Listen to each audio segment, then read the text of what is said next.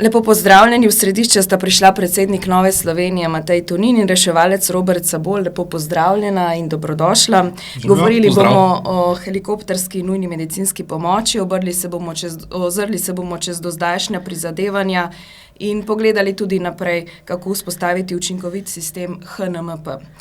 Spomnimo, vladni razpis je pred kratkim padel, uradno zaradi bančne garancije, ampak s tem razpisom vlada sploh ni iskala namenskega helikopterja, torej posebej za nujno pomoč, čeprav je to obljubila. Gospod Sabol, katere razpisne zahteve so bile najbolj sporne, tiste, po katerih se je videlo, da vlada ne išče namenskega helikopterja? Videlo se je potem, da v tem razpisu nikjer ni bila definirana medicinska oprema. Kljub temu, da se je gospod Denis Kordaš, državni sekretar, trudil v Tarči prikazati, da bo to namenski helikopter, verjamem, da bo, in da bojo noter nosila, to tudi drži, ampak tip opreme in primerni nosilci, glede na tip medicinske opreme, niso bili naročeni. Razpis iz leta 2018, ko se je kupoval večnamenski helikopter, je bolj specificiral medicinsko opremo kot ta obstoječi razpis, ki je, hvala Bogu, padel v letu, ki je bil objavljen v letu 2024. Omenjali ste en izvirni greh tega razpisa, lahko to malce bolj pojasnite? Ja, lahko. Tukaj bi se vrnil nazaj. Izvirni greh, ki se ga zelo malokrat omenja, je pa napačen sklep vlade.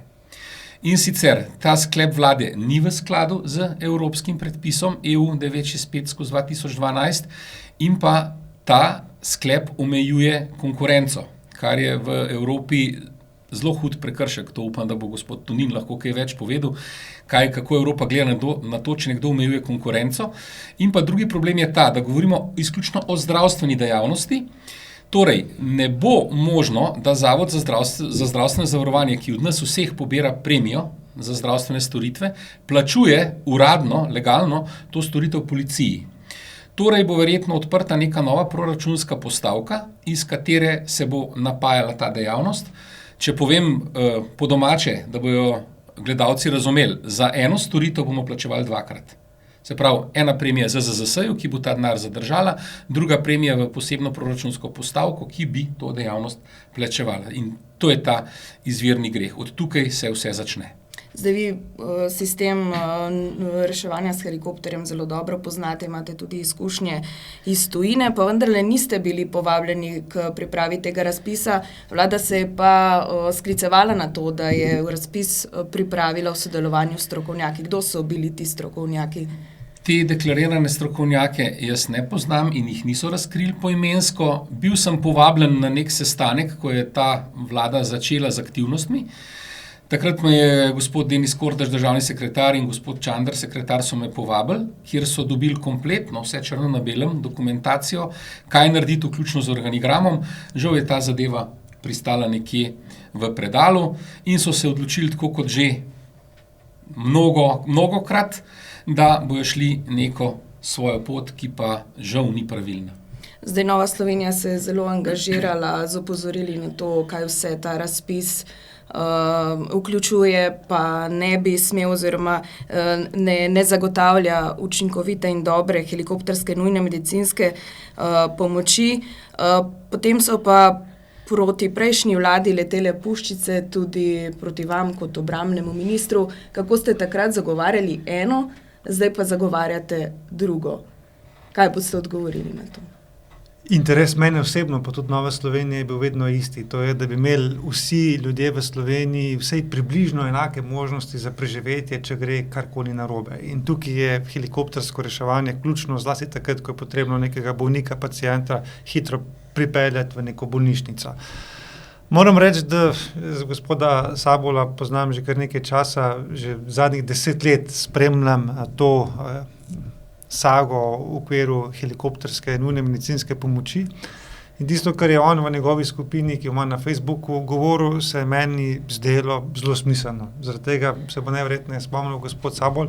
Sva imela 2018, mislim, v začetku leta, celo eno skupno novinarsko konferenco, kjer se je seveda meni zdelo zelo smiselno stvari, ki jih gospod Sabol zagovarja, da je treba imeti namenske helikopterje in da je treba ta sistem urediti na takšen način, da imamo vsi približno enake možnosti.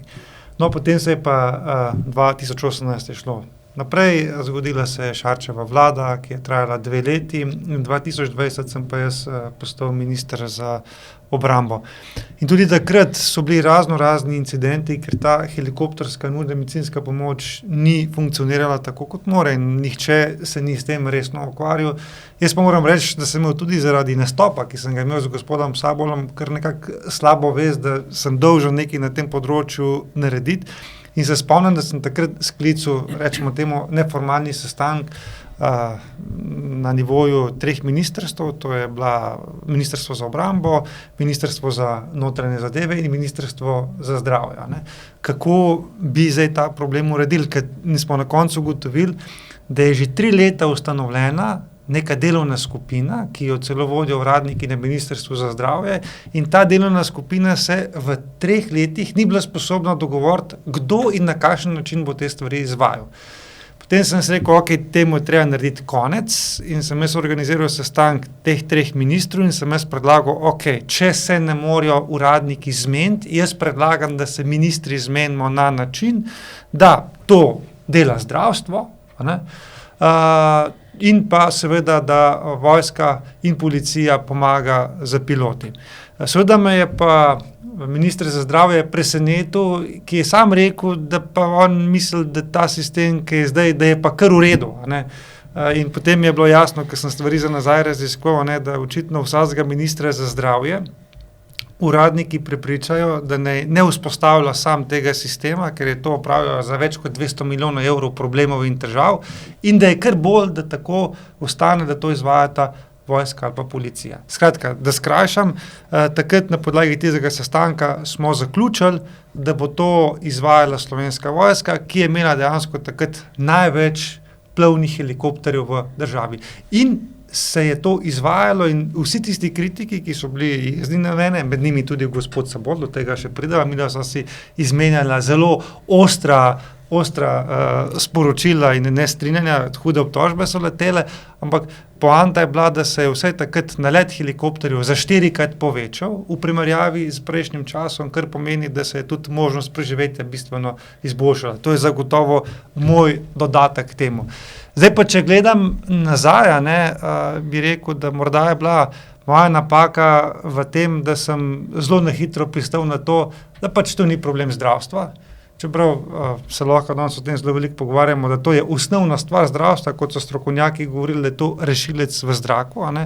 In seveda, ko ti nekdo reče, to ni moj problem in ker problem hočeš rešiti, se je zgodilo to, kar se je zgodilo. Je pa seveda jasno, da je celoten sistem nastavljen tako, da tako v vojski, kot tudi v policiji marsikomu ustreza, da se te stvari izvajajo na takšen način, kot se izvajajo. Tako da tukaj je nek konglomerat, nek preplet celotnih vseh zgodb, da smo tukaj, kjer smo. In zato jaz mislim, da napake, ki sem je naredil jaz, ni potrebno, da jo zdaj za mano ponavlja še kakšen drug minister, to, ker recimo sem takrat jaz prevzel nase, da je vojska izvajala, bo zdaj ponovno izvajala policija, ampak to bo še vedno takšen sistem, kot ga danes poznamo, in če to primerjamo z Avstrijo, z Nemčijo, vidimo, da to še vedno ni najbolj optimalno. Kaj ste želeli povedati, ko ste omenjali, da se nista vedno z gospodom Sabolom, da nista bila na isti valovni dolžini? No, jaz gospoda Sabola razumem, se on sam lahko pove, da on je bil strašansko jezen in mi je poslal zelo ostra sporočila, češ, da mi dva sva 2018 govorila eno, zdaj pa smo mi na Ministrstvu za obrambo delali neke druge stvari. Jaz sem ga obtožil, da je lobist tega, unga, drugega in tretjega, in da on zagovarja privatne reševalne skupine, kakorkoli, da bi tukaj delali, in da jaz delam po mojem ocenu v najboljši veri zaradi tega, da bo plovnost helikopterjev čim večja in da bojo imeli ljudje tudi čim večjo možnost. Zdaj, ne vem, kako vi na ta takratni konflikt gledate, ampak jaz moram reči, da seveda, ko danes gledam nazaj, sem verjel, da delam v dobri veri, ampak morda bi bil za celoten sistem morda mnogo bolje, da bi takrat se postavil na stališče in bi rekel, dragi moji, na zdravstvu, vojska tega ne bo delala, zdaj se pa odločite, ali boste kupili svoje helikopterje, ali pa boste razpisali koncesijo. Morda je to v tistem trenutku božji pristop. Boste odgovorili?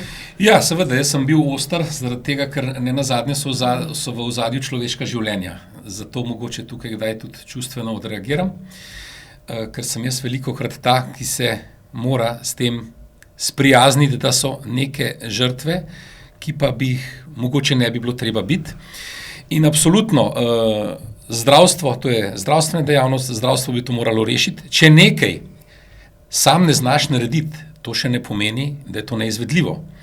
In tukaj ena kritika zdravstvu, tako kot so povsod po Evropi to uredili, bi lahko tudi naše zdravstvo to uredilo. Točno se ve, kdo so strokovnjaki v Sloveniji, ki bi lahko to zadevo postavili, pa tukaj sploh ne postavljam zdaj sebe v prvi plan. Če me pač bi povabili, bi s svojimi izkušnjami in znanjem bil zraven, drugače pa ima Slovenija lastne kapacitete, da se to postavi transparentno, finančno vzdržno in v skladu z evropskimi predpisi. Ker dejstvo je, da mi evropski predpis kršimo, Slovenija pa še zmeraj tišči glavo v pesek in želi to zadevo prikriti. Evropa je pa toliko kulturna, da nas pa pač noče opozarjati, da smo edini, ki vozimo po levi in se čudimo vsem ostalim, ki vozijo po desni. Zdaj v okviru tega razpisa je bilo ogromno govora predvsem o helikopterjih, ne? Ampak to še zdaleč ni dovolj, tudi vidva sta omenjala zdaj posadke, morajo imeti dovolj ur letenja, dovolj izkušenj. Za hitro in odzivno pomoč pa je potrebna tudi ustrezna organizacija. Kaj bi bil torej optimum za Slovenijo? Optimum bi bil to, da Slovenija stopi na žogo, tako kot je dr. Tomazin v oddaji Tarča izjavil, nakup helikopterjev ni sistem in to je tisto, s čemer se absolutno strinjamo. S tem nakupom bi se porabilo veliko denarja, sistem se ne bi nič spremenil in samo iz zelenega, kot to dela Slovenska vojska, bi šli v plavo. Mogoče par minut hitrejši vzlet in to je to. Dejstvo je, da mi imamo krasne pilote Slovenske vojske in policije. Zdaj, treba jih je prešteti, ker v evropskem prostoru, če želiš delati v skladu s predpisi, obstaja predpis, minimalno koliko ur letenja moraš imeti, da lahko to dejavnost upravljaš. Nekako tega podatka v Sloveniji ni. Oni samo vsi trdijo, da jih je zadosti. Zdaj, če bi jih bilo zadosti, potem bi lahko že v štartu štartali na koncept 3 baz in delovanja službe 24/7. O tem nihče ne razmišlja in uradno o tem časovnica ne obstaja. Torej, treba je več stvari tukaj narediti. Kaj Sloveniji manjka? Kot prvo infrastruktura.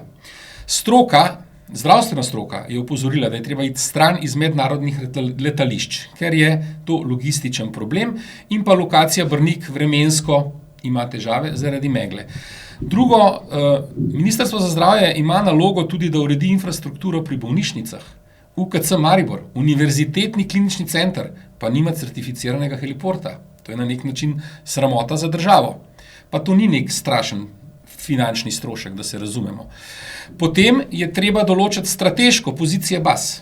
To se da z lahkoto narediti, to strokovnjaki točno vejo, katera formula se tle upošteva, gostota prebivalcev, cestna komunikacija, bližina avtocest, kazuistika v preteklem obdobju, vreme in se postavi baza. In pa baza mora biti tako postavljena, da je operativni radij v Sloveniji, ne tako kot na Brniku, ki je praktično pol radija v Avstriji. Avstrijci naše pomoči ne rabijo, ker imajo svoj zelo dober sistem.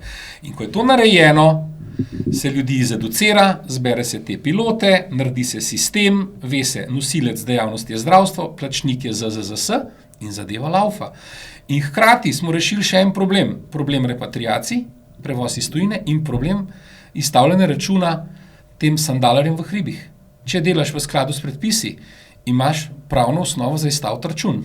Pa se ne zdaj vprašajo na policiji, zakaj ne morejo izstaviti račun tem v hribih. Pa ne bi zahajal v gorsko reševanje, ker dajmo ločiti, HNMP je eno, GRS je pa druga dejavnost. In tukaj ni bilo nobenega razloga, da se je to mudilo. Policija je krasno oddelala svoj del vezan za nakup helikopterjev. Naredili so specifikacijo, razpis je bil transparenten, edino, kar je pač poznavalce motilo, je bil kratek dobavni rok in to je potem skozi raziskave novinarjev in medijev tudi res prišlo ven, da ta dobavni rok ni bil glih v skladu z dogovorom. Ve se pa, da je pač razpis padel zaradi tehnične pomanjkljivosti Italijanov, da se je pač nekaj zakompliciralo pri bančni garanciji. In osebno sem zadovoljen, da je ta razpis padel, da lahko gremo zdaj postopoma, pametno to zadevo zapeljati naprej. Ker ne nazadnje v zadnji 50 milijonov in za teh 50 milijonov se da dobiti več kot samo 2 helikopterja. Z vidika nekoga, ki potrebuje pomoč, je nerazumljivo in nepojmljivo, da se politika ne more poenotiti okrog nekega takega vprašanja. Kakšna je možnost, moč Nove Slovenije, da tukaj nekaj spremeni, kakšne aktivnosti se predvidevajo? Mislim, da je naša moč v tem, da se lahko nekaj na lastnih napakah naučimo in predvsem zdaj pritiskamo, da bi se stvari lotili na prav način. Ampak nakup helikopterja je že vedno, da se stvari lotevamo z napačne strani. Ne.